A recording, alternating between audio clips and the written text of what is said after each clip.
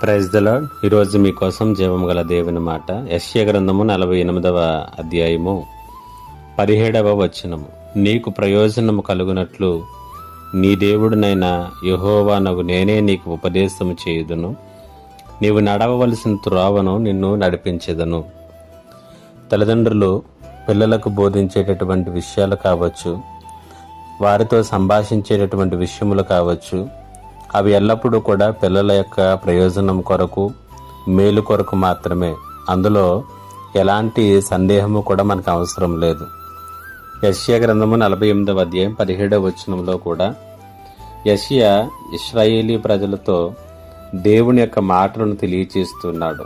ఆయన ఉపదేశమును గురించి వారితో మాట్లాడుతూ, నీకు ప్రయోజనం కలుగునట్లు నీ దేవుడినైన యెహోవానగు నేనే నీకు ఉపదేశము చేయుదును, నీవు నడవవలసిన త్రోవను నిన్ను నడిపించుదును అనేటువంటి మాటలను అక్కడ తెలియచేస్తూ ఉన్నాడు.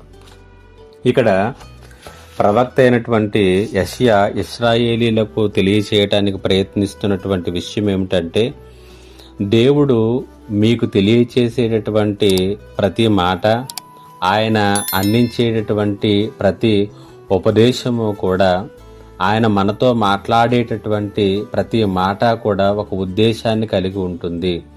అవన్నీ కూడా నీకు ప్రయోజనం కలిగించటం కొరకు, అవి నిన్ను క్షేమకరమైనటువంటి మార్గంలో నడిపించటం కొరకైనటువంటివే అనేటువంటి సంగతిని వారు గ్రహించాలని తెలియచేస్తున్నాడు. తల్లిదండ్రుల ఉపదేశం ఎలా అయితే పిల్లలకు ప్రయోజనం కొరకో, వారికంటే ఎక్కువగా ప్రేమించేటటువంటి పరమ తండ్రి యొక్క ఉపదేశం, పరమ తండ్రి యొక్క మాటలు నీ ప్రయోజనము కొరకే. దీనిలో కూడా ఎలాంటి సందేహము కూడా లేదు. కాబట్టి దేవుని ఉపదేశాన్ని ఆలకించు, దేవుని ఉపదేశానికి చెవినియ్యి. ఆ ఉపదేశానికి లోబడితే అది నీకు మేలు, అది నీకు ప్రయోజనము, అది నీకు క్షేమము, అది నీకు దీవెన.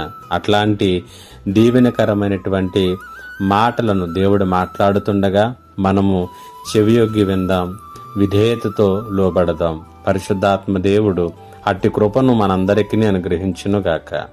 ఆమేన్. ప్రార్థన. మా గొప్ప దేవుడు అయిన తండ్రి, నీకు వందనాలు.